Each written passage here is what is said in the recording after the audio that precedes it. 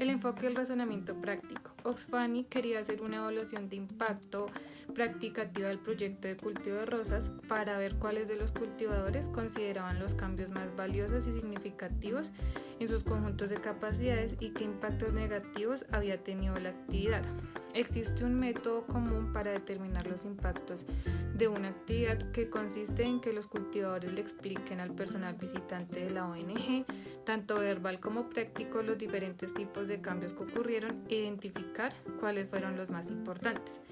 Pero en lugar de hacer preguntas completamente abiertas que tienen riesgos de sesgo asociados con ellas, por muy afinadas que sean a muchas personas, Safia, la oficial de generación de ingresos para mujeres, preguntó qué cambios tuvo el proyecto en su vida, o su salud o su seguridad. Safia estaba intentando, en cierto modo, identificar las valiosas libertades que había ampliado o contraído como resultado del proyecto de la rosa en 8 o 9 dimensiones. En el fondo se trataba de una idea sencilla, aunque planteaba muchas cuestiones que se abordarán a su debido tiempo. La teoría de Finis, que se describe a continuación, explica cuáles son las dimensiones filosóficamente y cómo se realizan con los valores reales que tienen las personas. La teoría de Finis tiene una explicación cuidadosamente articulada de los bienes humanos básicos, valiosos pero en sí mismos no morales. En su sentido, por explicar, se basa en un ejercicio de razón práctico que produce descripciones sustantivas y objetivas de las dimensiones del florecimiento humano, al tiempo que conserva un espacio para la especificación histórica, cultural y personal. La teoría tiene una estructura diferente a la de Nussbaum, que se separa la identificación de estas dimensiones de los juicios normativos y éticos que vienen después. Esta separación permite que las dimensiones representen el valor percibido de cualquier elección libre o doctrina integral del bien, ya sea moral o inmoral. Son, por así decirlo, los colores primarios del valor percibido. La teoría de Finis tiene una base epistemológica bien articulada para los bienes básicos, pero requiere un proceso de especificación para desarrollar propuestas con contenido normativo o moral. El modelo normativo de Nussbaum de la persona humana especifica una concepción de la buena vida, pero no explica su uso procedimental o nivel local. Argumenta que la identificación abierta de dimensiones de funcionamiento combinada con procedimientos de especificación proporciona una estructura adecuada para combinar grosor con vaguedad para pequeñas actividades participativas. Además, la relación entre el razonamiento teórico y práctico y entre este y el consenso no se desarrolla en la explicación de Nussbaum. Esto planteó preguntas sobre cómo los estudios empíricos podrían informar coherentemente su relato y cómo interactuar con adultos competentes que no están de acuerdo con su conjunto de capacidades humanas centrales. Identificación de dimensiones. Finis introduce los 2 capítulos de Ley Natural y Derechos Naturales en los que explica los valores humanos escribiendo lo siguiente: ni este capítulo ni el siguiente hace o presume ningún juicio moral, más bien estos 2 capítulos se refieren al sustrato evolutivo de todos los juicios morales, es decir, se refieren a los actos de comprensión práctica en los que los captamos los valores básicos de la existencia humana y por tanto también los principios básicos del razonamiento práctico. Comienza su investigación sobre los valores básicos de la existencia humana al observar que un estudio de la naturaleza de un ser es un estudio de las potencialidades o capacidades de ese ser. Esto requiere una comprensión de los objetos principales de la vida humana. Nuestro razonamiento práctico argumenta y produce considerando o no uno o más de los objetos principales. El punto de la razón práctica es la dirección inteligente hacia la realización humana. Las personas y las comunidades utilizan el razonamiento práctico para tomar decisiones inteligentes sobre cómo establecer y utilizar las capacidades. Por ejemplo, una persona madura que no sufre de discapacidades mentales o físicas significativas podría recapturar, reportar instancias previas y así reflexionar sobre su cadena previa de razonamiento práctico de la siguiente manera. Ella podría preguntar por qué hago lo que hago y por qué otros hacen lo que ellos hacen. Finis sugiere que esta pregunta, cuando cualquier individuo la formula repetidamente como una reflexión o recuperación de sus experiencias previas de razonamiento práctico, conduce al razonamiento de un conjunto heterogéneo y discreto de razones básicas y simples para actuar que reflejan la gama completa de tipos de acciones y estados humanos valiosos, la gama completa de estos funcionamientos. Este conjunto de bienes básicos se basa en la razón práctica, el reflexionar sobre por qué yo u otros hacemos lo que hacemos. Una persona observa las razones más generales para la acción que implícitamente ha reconocido como valiosas sobre la base de sus experiencias de vida, sus situaciones, relaciones, proyectos, gustos, creencias y las vidas de otras personas que conoce o ha leído o escuche. Ella no está examinando al ser humano desde el punto de vista de Arquímedes ni participa en un estudio teórico de la naturaleza humana. Más bien está siguiendo de manera observante el hilo de sus propios procesos de pensamiento hasta sus raíces.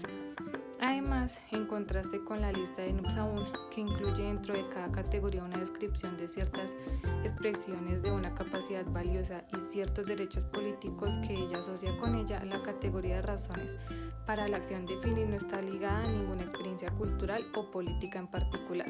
Las razones que señala son más generales y una lista como la de Nupsaun representaría de una forma la única posible en la que la preocupación por estas razones podría expresarse en una constitución política. Características de las dimensiones. Al reconocer las razones más básicas para la actuación de los individuos y las comunidades, uno está reconociendo las razones que, en palabras de James Griffin, vale la pena querer, es decir, buenas, pero son buenos de una manera particular, aún no virtuosa, y debido a que muchos se basan en esta discusión, se citará en su totalidad el pasaje donde Finis explica esta relación entre una dimensión, conocimiento entre este ejemplo y su bondad o valor. Finis sugiere que estas dimensiones son premolares, lo que significa que uno puede identificar analíticamente los fines inteligibles de la mayoría de las acciones inmorales con referencia a estas mismas dimensiones. Un ladrón puede obtener dinero atracando como medio para comprar cuadros para poder disfrutar de la apreciación estética o como medio para entretenerse mucho para poder disfrutar de la comida y la amistad. Un terrorista puede colocar una bomba para expresar solidaridad con la comunidad de origen. Las dimensiones son comunes tanto para los individuos como para la sociedad. Este es un punto de crucial importancia. Por ejemplo, una de las dimensiones es la amistad, en la que una persona ve el bienestar de otra como algo satisfactorio para ella, como su amigo, y el florecimiento del otro, aunque diferente al suyo, puede expresarse en las mismas dimensiones de valor. Es importante señalar que Finis entiende estas dimensiones como nunca logradas, permanentemente de una vez por todas. Por tanto, es más apropiado hablar de perseguir el bienestar o de participar en una dimensión que de lograrlo. Del mismo modo, si bien uno puede tener un objetivo de desarrollo humano, nunca se puede decir correctamente que ese objetivo se haya logrado.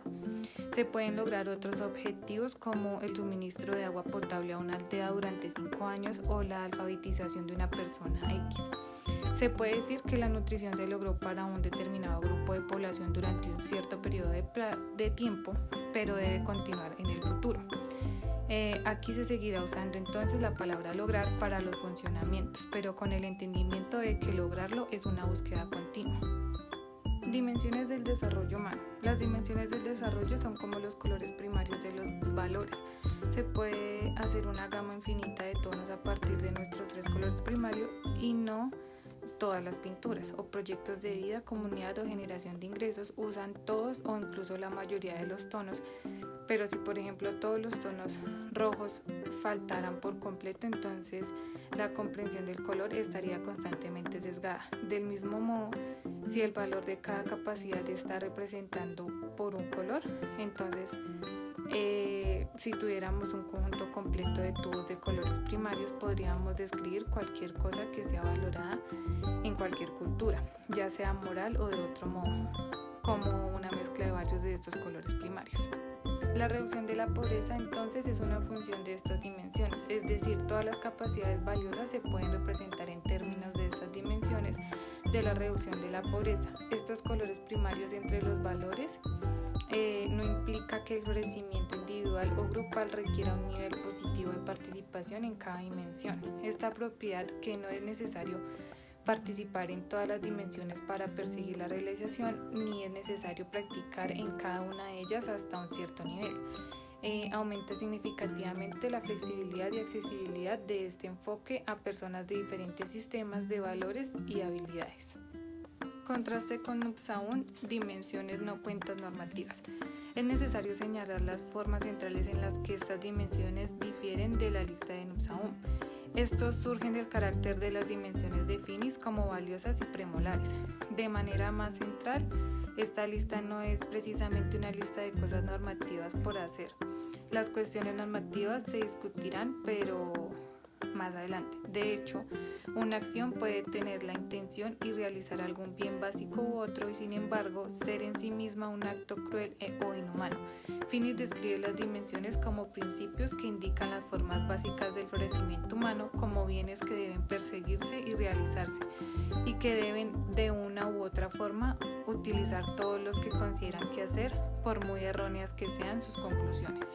La lista de razones básicas para la acción de Finis nunca podría incluir un conjunto determinado de capacidades u obligaciones políticas porque su lista tiene un carácter diferente al de Nupsaun.